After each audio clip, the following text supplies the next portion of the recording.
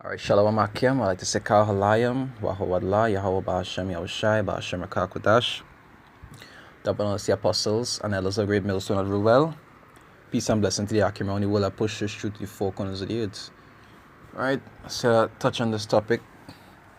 Okay, it was in my spirit for a while. I entitled it, "Are you willing to die if necessary?" Okay, so we see the times coming to pass, and as I was telling our brother the other day, I just like to do two types of videos. One that's be based on prophecy, to reveal the things that are to come and that are going on right now. But also I like to do videos of upliftment. You understand? So you're doing videos on one side to warn the people about prophecy, but you're also doing videos on the other side on how to make them ready for the prophecies that are coming. You understand? Like a kind of balance. And I was on my spirit. This topic was on my spirit. Say, are you willing to die for this if necessary? Because we know that the times we're in right now, just now we will have a lot of food shortages. Just now we will have a lot of riots. It will have a lot of looting. It will have a lot of chaos, in other words. Because people wouldn't have the things that they are accustomed to that makes them comfortable. Even being forced to be kept indoors, it already starting to prove us a problem for some people. Some people malfunctioning, they're going crazy. Some people walking naked in the streets. You understand? All these things being manifested slowly but surely. And this is still the nice parts of it. When it become more drastic, when food shortages come in, as I see the apostles doing videos with certain plants that is provide food, you understand, the workers getting sick, so you don't have anybody to actually do these things. So people are just home. You understand, the ones who are not sick are just home and eating up all the food and so forth. When it is that all these foods run out, how it is they're going to have anything to eat? You understand? And we know all these things are ushering in what the scriptures talk about Jacob trouble, which is what? The mark of the beast. Because we know ultimately with these sicknesses and food shortages and all these different things will eventually lead to that. When people have nothing to eat, they have nothing, just like what happened back in Egypt. When they had nothing to eat, they gave up everything that they had. And it's the same thing going to happen here. They go and give up the rights and take that chip. You understand? When that time of temptation comes, that is when you already know, who was down for the Lord and who is not. It says the Revelations 2 verse 10, right? It says, "Fear none of those things which thou shalt suffer." And it have things that we will suffer here. Scriptures say what woe unto the inhabitants of the earth, right? Have a lot of things we're going to suffer. Even though the Lord said that we will eat, it's not to say that we will have, three square meals of a lot of food. You understand? The Lord will do it in different ways. To every man that he choose will be his measure. But it will have a lot of temptations also. It will even have situations where I was talking to somebody the other day. I was explaining to them, anytime when they're trying to force the chip on people, it's true they might catch some by means of famine or so forth, and they'll have alternative ways, like they might try to threaten to take your life, or they might threaten to take one of your children's life or somebody close to you. And I was telling the person, I said, if that happen, I'm gonna show you a thumbs up and say, well, I'll see you on the other side. You understand? Hope you make it, because you can't want to fool. You understand? And take the chip and then you damn yourself.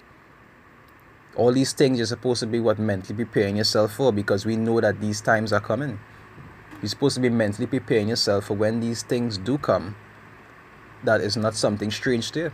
Alright, I'll read this and I'll read another scripture. It says, "Fear none of those things which thou shalt suffer. Some might be tortured." Just like I go and read here. It says, "Behold, the devil shall cast some of you into prison, that ye may be tried. And ye shall have tribulation 10 days. It says, Be thou faithful unto death, and I will give thee a crown of life." Right? So some of us are going to die. Right? We can't say who those men are, or a few women. We can't say who they are, but some of us are going to die. And you had to be willing to die if necessary. All right? You have to be willing to die if necessary. It says Revelation 6. Revelation 6, I'll start from 9, right? It say, and when he had opened the fifth seal, I saw under the altar the souls of them that were slain for the word of the Most High. Right? Because it's just like our prophets that were killed back in the past for the word. Just in this time, it was the same way. It happened to my elder in the past. And it may happen to some of us in times to come. And that had to be something you had to make up your mind to face, because if you don't become fully persuaded in your mind now and the Lord not with you, in that time you'll take the Judas purse. And the scriptures say what? It say, woe unto him by whom the Son of Man is betrayed. Just paraphrasing. So it would be better for that man if he had not been born. Right? Right? For the word of the Most High and for the testimony which they held. Right? Sound familiar? It say, and they cried with a loud voice, saying, how long, O Lord, holy and true, doth thou not judge and avenge our blood and on them that dwell on the earth? Right? Because they are all asking for vengeance. From what? From the heathens and from 2/3 of Israel. The scriptures say, Matthew's what? It say, O Jerusalem, they that slay the prophets. 2/3 of Israel had to pay for these things also. It's not just the heathens. Right? The destruction that they're going on face on this side, they have earned it. And they're still earning it even up to today. Right? Verse 11, they say, and white robes were given unto every one of them, and it was said unto them that they should rest yet a little season, until their fellow servants also and their brethren that should be killed as they were should be fulfilled. So it will have some that will have to die for the truth, even coming to the end. But the scripture also talk about them that wouldn't taste death. We can't say which is which. You understand? We could only go along the process, and hope that the Most High keep us, whether it is whether we had to live through it to the end, or whether we had to die before it happened, or to be tortured or beheaded for the word, or whatever the case may be. But we know through the scriptures that these things going to happen, and these are things that you're supposed to mentally prepare your mind for. You understand? That all that go back to what being a living sacrifice. The same way Mashiach was crucified, the same way the apostles were also killed, it's the same way we might have to go also. And you had to have that mindset, especially in the times that are to come. You understand? You had to have that mindset, because you don't know what luck the Lord have for you. Some people always talk about no evil shall come upon thee and so forth, but you have to understand, prophets used to die in the past, and the scriptures say in these times it will happen again. You understand? It will happen. There are some that the Lord will ordain to escape death completely, and then there are some who will have to go through it. It doesn't apply to every single individual. So like I say, all these things are things you're supposed to prepare your mind for. You understand? You're supposed to meditate on these things, because if you don't, prepare yourself, build your house on a rock, as the scriptures talk about. If that be what the Lord have for you, you'll end up falling. If the Lord not with you, you have to be willing to sacrifice yourself. And that sacrifice ultimately goes into what? Not just giving up everything that you have if necessary, but also giving up your life if necessary. You understand? All of this is a part of the walk. Because we know what we're going to receive after is greater. Scriptures say what the dead in Mashiach shall rise first. So even though you might leave this place, you have to always remember that this is not the final destination. Some people like to think about YOLO. You only live once. No. People who understand the scriptures know that this is not the end. You don't just die, and after you die, dies it. That is why all these 2/3 and these heathens just try to make a name for themselves in history, to make themselves somebody special. No. You understand? It don't work like that.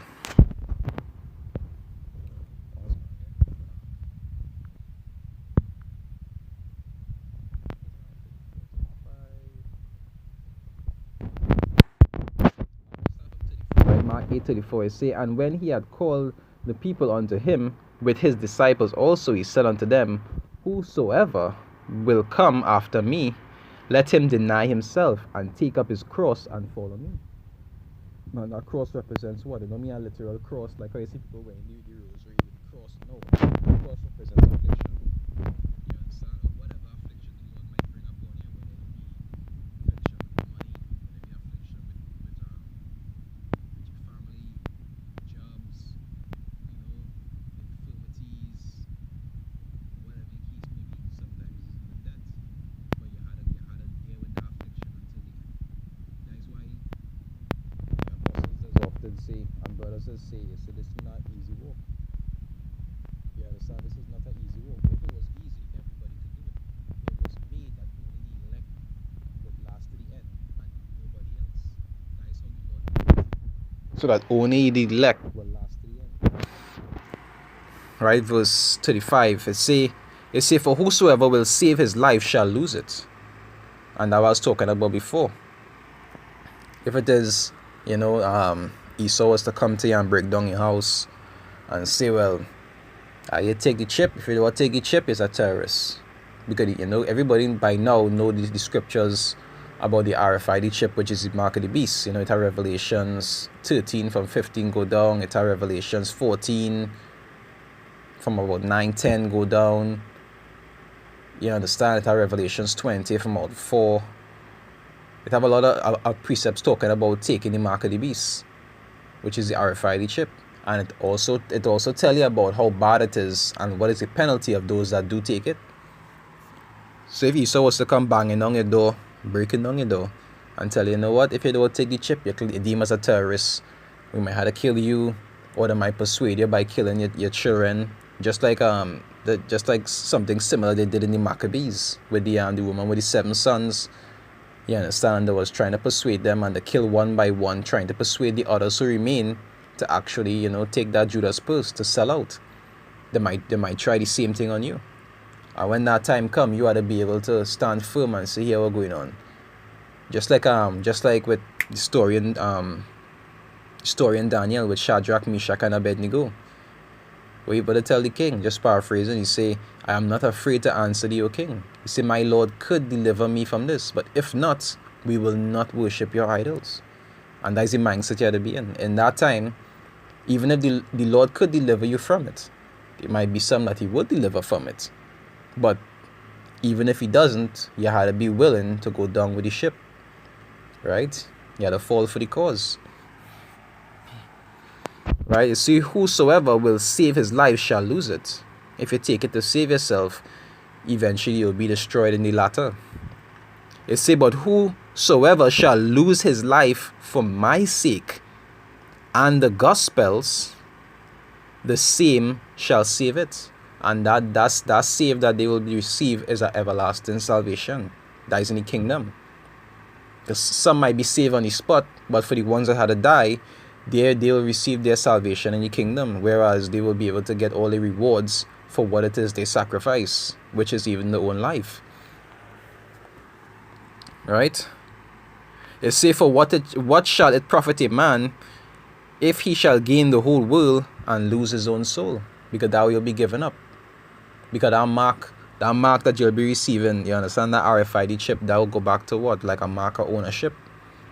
You understand? That come like you forsake the Lord and you're saying that is Esau's property. The Lord will weigh you. You understand? And what way that go and profit you? Because they're going to make you all kind of nice. They're going to give you ultimatums. Just like they just do in this system. They just put penalties and benefits in place. Whereas they go set a law and they go say, if you do it, they will give you this, that, and the next. And if you don't do it, you might have to pay a fine, go to jail, whatever the case may be.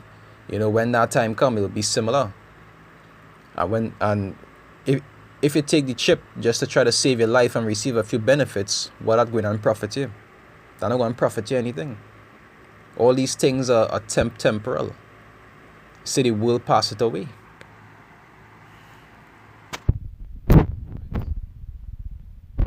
Right, I read over. I say, for what shall it profit a man if he shall gain the whole world and lose his own soul? Or what shall a man give in exchange for his soul? And really and truly, if a man really spiritual and he really have faith, and he understand the kind of things that the saints go in and receive in the kingdom, he would understand that nothing here you could try to save is worth exchanging for that. Not even this temporal body that you have. When you look at all the promises that the Lord made to us, He said we're going to have new bodies, that we'll never be sick again. We're going to have riches that we never even thought of, that a person could have. Many wives, many children. You understand? For the elect, they will be rulers over the nations, rulers in high places, even in Israel. You understand? They will have spiritual powers. All these different rewards that you know that you go in and get.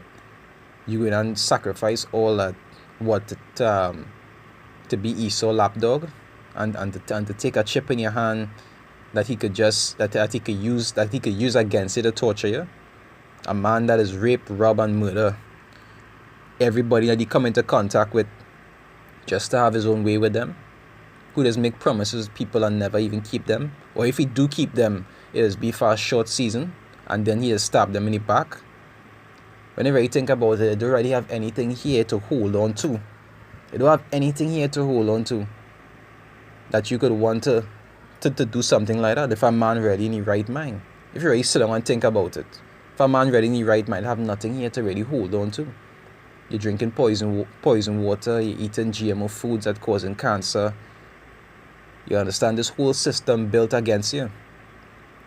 But the scriptures say, well, you gotta use the world and not abuse it. We live here. You understand? We live in the world, so we have to endure these things. But we know that, as the scriptures say, what? They say,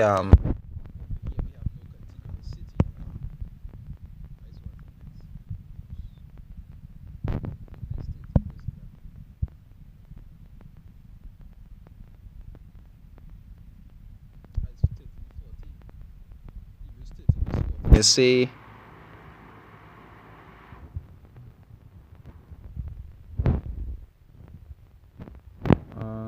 that's not.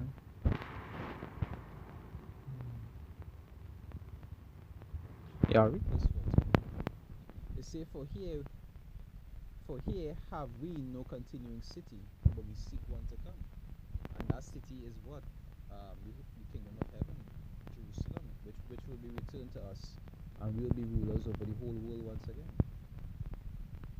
You understand? But when that comes, it will be eternal. The kind of blessings that we go and get, the other nations not going to get. The other nations not going and get no spiritual bodies, that they wouldn't get sick and none of that stuff. All these promises are only for the nation of Israel. We waiting for that city that's to come. Now, prepare yourself for what? For that last exam. Just like if you're going to be a doctor or a lawyer. It's true you will be focusing on, being in a courtroom and being able to do all these things, or being able to have your own doctor's office, to be with patients. But before that come, you gotta focus on what? Passing this exam, passing that exam, doing these things. Because if you don't pass your final exam, you wouldn't get no doctor's office, you wouldn't get no lawyer's office. You understand? These things is how to meditate on from time to time. Because you had to pass that final test in order for you to receive that reward. Scripture said in Revelations also, Revelations 2:25, this paraphrasing, say he that endureth and keepeth unto the end. He said he is the one who will receive power over the nations. So whatever it is you want to face, whether it be death, whether it be torture, whether you might have to lose some loved ones, because you're losing loved ones all now, right? You have family members that will turn against you. For some men, your children will be against you, your wife will be against you. But when the time comes that they might actually be used against you by Esau, you understand? You had to be, or even if your own life is threatened, you had to be willing to give that up, right? Because what it is you're working for is much greater than just this flesh. I'll touch on that. There was my spirit. Or it was edifying. Like I said, these are things to meditate on, because sometimes the Lord might give us some kind of situations coming up in the future. He might give us some kind of situations to try you, right? He say all these things will be coming on the earth to try them that dwell upon all the world, to try them that dwell upon the earth. And we as the men of the Lord will be tried also. He might make you eat once for a day. Something might make you go a day without food just to see if you'll crack. We don't know. We don't know what we'll have to endure. So all these different things you had to meditate on, and you had to make yourself ready, right? Even though literally you can't make yourself ready, is the Lord had to be with you. But you had to know, you had to meditate, you had to pray, you had to fast, you had to do all these different things to gird your mind and keep yourself stable. So when that time comes, and also keep the fear of the Lord and the name of the Lord, which is also very important. Right? The Most High's name is what? Yahweh, and his son's name is Yahushai. In those times, all of these things you'll be focusing on, all of these things that you'll be practicing will be put to use. Right? Because the times that are to come, it'll be worse than any time that ever passed, and they will never have any time like it after. So it's not going to be simple. And if you read the stories, Israel had some tough times in the past. Right? So it's not going to be easy. Right? But as the song goes, only the strong will continue. Right? Anyway, I hope it was edifying. With that, I say shalom, akim, stay strong.